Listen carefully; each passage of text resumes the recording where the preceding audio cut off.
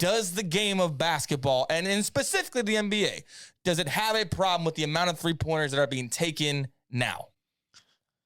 That's definitely a big question. I think partly here's what I don't like of how that part of it is evolved. What happens is people forget, number one, that Ray Allen back in the day, especially when he first came into the league out of UConn, he was bouncy. He was ducking. He was very athletic. You know, a lot of people remember him for, Boston years and kind of with Bron. Low-key with Seattle a little bit. You got to remember Seattle. You got to remember when he was with Glenn Robinson Sr., and you also got to remember when he played with Sam Cassell on the Bucks. He was getting up. He had mid-range. Very underrated team. Yeah, he had handles and stuff. They never bring up that team. They was in the East Finals. Exactly. So got now fucked over by the refs too, by the way. No one ever talks about that. He's always been a good and a great shooter. But at the end of the day, back then, he had an entire game with him. Yeah. But to where I don't really like where it has evolved is that, when you got the lower levels, especially, whether it be middle schools AAUs, and high schools and AAUs, where it's now becoming, especially after seeing, you seeing great shooters growing up as Reggie Miller and, Ray Allen and Glenn Rice and, seeing all these cats. Well, now the younger generation is seeing Steph's and Damian Lillard's and Clay's shooting from 35, 40 feet. So what happens is when you're a kid and you're seeing that, that's specifically what you are trying to get to. Yep. That's the wrong goal.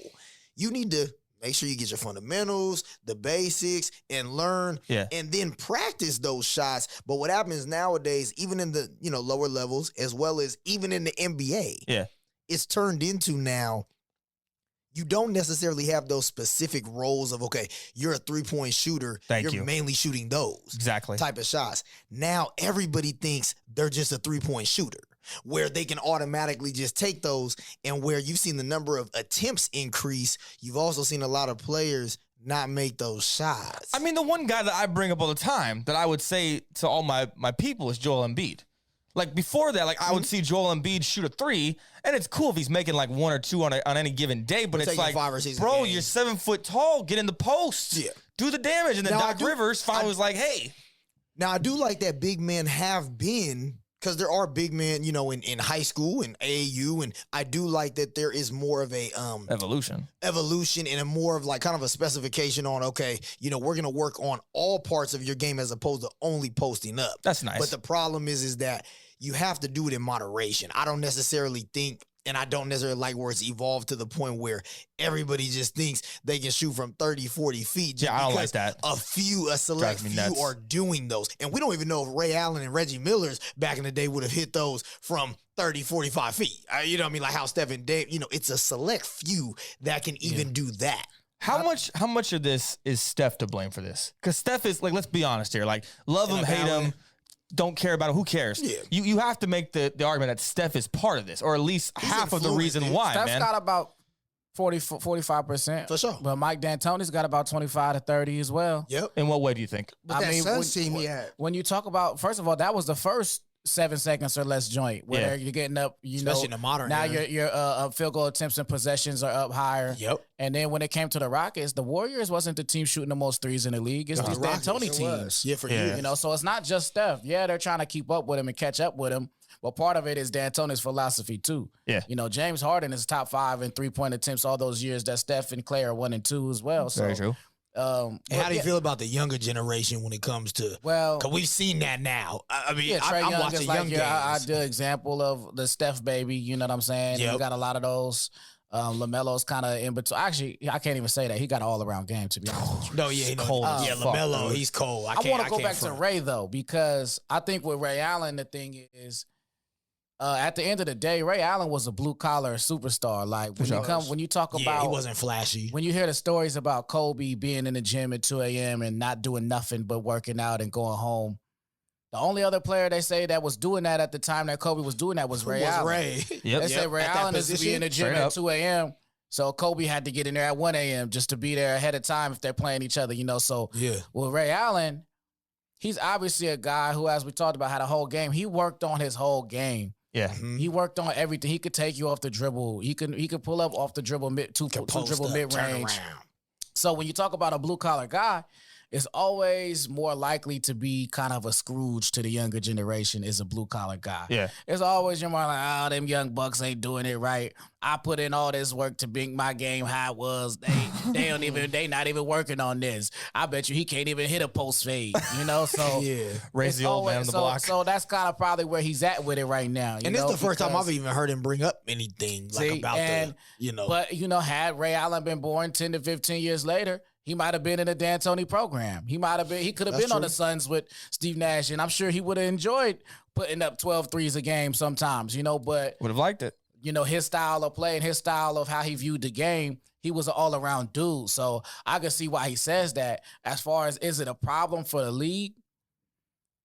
And that's objective. It is. What do you like? I prefer to see, at the end of the day, too. Our team's winning with that. There's only one Joel Embiid right now. Yeah. There's only one, Nikola Jokic. Yeah. There's no Shaqs out there.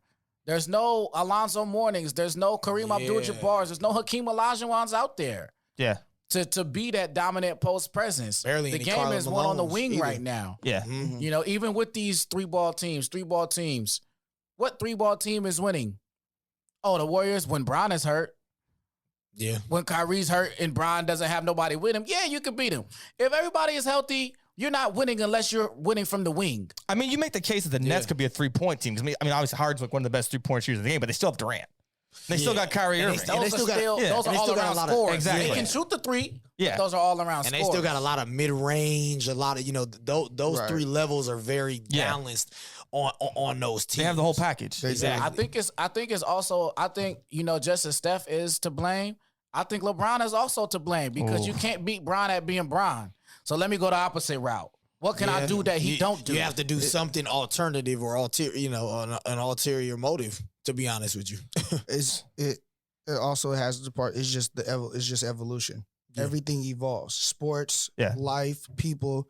You think about the game of basketball has evolved. Like Lee said, there's no Hakeem Olajuwons, there's no Alonzo Mournings, there's no Rick Smiths, there's no Shaqs, there's none of those people. Kevin McHale's, and all those kind of players. James so Worthy's, Karl Malone. The game has changed to the point where you have to attribute it to the way the players are now, how more athletic and knowledgeable they are about how the game is played now. Also, the rule changes in the game.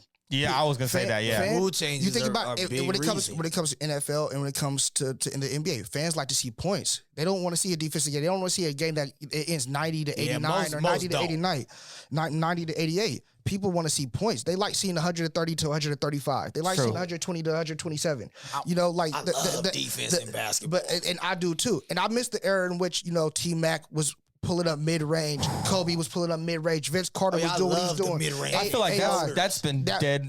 That's the worst part about it. The mid-range game is completely gone. Only a select few players shoot it. So, the fans love to see points. Just like in the NFL, the game, the rules are tailored more for the offense because fans love to see touchdowns. True. So it has to do with the rule changes. It has to do with the evolution of the game and the athletes playing the game as well. Yeah. And it's just the times have changed. And I wanted to add too because I gave Steph 40%. I got to give him less now because now more percentage I'm thinking of are getting divvied out. I got to take it back to the power forward renaissance when Chris Webber, Rasheed Wallace, Dirk Nowitzki, Kevin Garnett. That's what did all it. these dudes are shooting stepping out from 19 to 22 feet and then taking it beyond the 3-point line as well. With Dirk, Rasheed, you know what I'm saying? Oh yeah, before Embiid and Jokic those and all were the first big thing that's pulling from outside the arc. You know what I'm saying? So that kind of those are all of those dudes are in the top 10 to 15 power forwards to ever play the game. Right. So when you have those and that transitions to the new era as well, that also incorporated more of an outside joint. It wasn't just point guards, catch and shooting on the inside out kick. It was now it becomes this is part of pick and pop is run up here now. So I think what Leak brought up probably a lot of people don't ever give the credit where it's due because back in like the 80s and 90s and before that obviously because it had no effect back then. Like if you were a big man, you know where you're going to be at. Yeah. I'm down low. It doesn't matter how fast I am. It doesn't matter how agility or what my footwork is because I'm just going to be down here. Right. The ball comes to me. I rebound it. If not, I put you on your ass. Right. You go shoot two. And it's what it is. Then Dirk comes along and it's like he's bringing guys away from the basket now where it's like, if you don't cover Dirk or you don't cover Kevin Garnett, people don't ever understand how great Kevin Garnett's jump shot was. If you leave him open, Chris Porter, if you leave these guys open, they're going to put it in your eye. And so now it's like with the big man, it's kind of like with the quarterback in the NFL. Not everyone was Michael Vick. Not everyone is Randall Cunningham, but you have to be at least somewhat mobile to get outside of the pocket and extend the play. Now it's like, if I'm a big man, I can't just, camp down low on the block. I've got to be able to get out 10, 15 feet and, shoot the jumper, get off the pick and roll, catch the lob, all this stuff. And I bring it back to like when it really got exposed for me, 2015 NBA Finals. LeBron James, obviously Kyrie's hurt, Kevin Love's hurt, but that Cavs team is kind of like the last of the Mohicans as far as like the old school basketball. Mozgov. And then just Steph and Clay and all those guys, it just shows you a new era. And that's when I was like, oh, we might be looking at something new. That team was built to beat any team, but not the Warriors. Just a different beast. So, I mean, it is what it is. That's actually a good point. Just to add just real quick. Even the evolution of the middle linebacker position. Yes. When you're talking about your LTs, even back then he was kind of outside linebacker. He was also a pass rusher. I mean, then you're talking about Ray Lewis. You're talking about Brian Urlacher, Zach Thomas on the Dolphins. Junior. All those guys were huge. And they could go sideline to sideline. I'm talking about we're big.